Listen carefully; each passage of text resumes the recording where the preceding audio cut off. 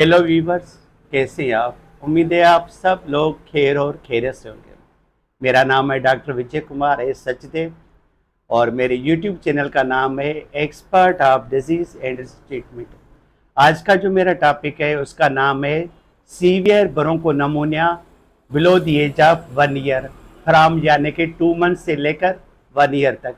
उसमें आपको कौन से साइन एंड सिम्टम्स मिलेंगे और उसके बाद आपने कैसे उसको डायग्नोज करना है, उसके बाद आपकी जो है ट्रीटमेंट शुरू हो जाएगी। पेशेंट आपके पास जो आएगा वो आएगा फीवर विथ जो है सेंस ऑफ जो है ना ब्रीथलेसनेस, यानी कि सांस लेने में उसको तकलीफ होगी और नेजल फ्लेयरिंग होगी, सब कास्टल रिसेशन होगी। अगर आप उसका रेस्पिरेटरी रेट देखेंगे तो वो मोर देन 40 जो है ना respiratory rate breaths per minute होगा। और उसका अगर हम हार्ट रेट देखेंगे तो वो more than 100 beats per minute होगा, यानी कि उसका रेस्पिरेटरी रेट भी ज़्यादा होगा और हार्ट रेट भी बहुत ही ज़्यादा होगा। और उसकी जो है सब कास्टल रिसेशन वो भी पॉजिटिव होगी और मोर देन 40 टाइम्स में, यानी कि उससे भी ज़्यादा होगी। और नेजल फ्लेयरिंग होगी और पेशेंट बहुत ही इरिटेबल और एक्सेसिव क्राइंग के साथ आएगा।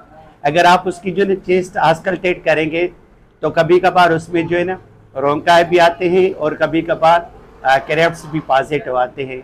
अगर उसकी हम जो है ना ऑक्सीजन सेचुरेशन देखेंगे तो वो लेस देन 97 से भी कम आएगी। तो जैसे ही आपका डायग्नोस बनता है तो सबसे पहले आपने एक्सरे चेस्ट पीएव्यू करवानी है और उसके बाद आपने सीबीसी करवानी है।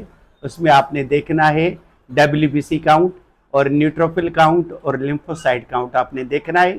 उसके बाद आपने पेशेंट को जो है चेकअप करने के बाद उसको एडमिट करना है, उसको ऑक्सीजन लगवानी है और आईवी कैनुला पास करने के बाद आपने जो है ना उसको थर्ड जनरेशन सेफलोस्पोरिन कोई भी हो आप उसको दे सकते हैं, चाहे वो क्लेफोरान हो, रोसिफिन हो, पोटम हो, मैक्सीपाइम हो, कोई भी हो आप उसको दे सकते हैं। Along with amino glycoside just like gentamicin, नेप्सिन या ग्रेसिल आप वो उसको दे सकते हैं according to age and weight के हिसाब से।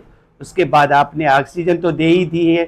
उसके बाद जो है ना एटम सॉल्यूशन आता है केजी फार्मा का, वो आप जो है ना जो उसको जो है ना नेबुलाइज कर सकते हैं ताकि उसको जो सांस लेने में तकलीफ है वो कम हो जाए।